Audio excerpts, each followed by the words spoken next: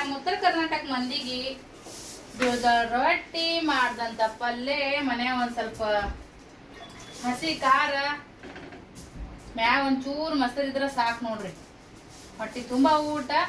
ಆ ಊಟದ ಮುಂದ ಯಾವ ಹೋಟೆಲ್ ಊಟ ಯಾವ ರೆಸ್ಟೋರೆಂಟ್ ಊಟ ಏನೂ ಅಲ್ಲ ನೋಡ್ರಿ. ರೊಟ್ಟಿ ಉಂಡೋನು ಗಟ್ಟಿ ಅಂತೇಳಿ ರೊಟ್ಟಿ ಊಟ ಯಾರಿಗೆಲ್ಲ ಇಷ್ಟ ಆಗುತ್ತಾ ನಮಗೂ ಕಮೆಂಟ್ ಮಾಡಿ ಹೇಳ್ರಿ. ಬಿಸಿ ಬಿಸಿ ರೊಟ್ಟಿ ಮಾಡಕತ್ತೀನ್ರಿ ಫ್ರೆಂಡ್ಸ.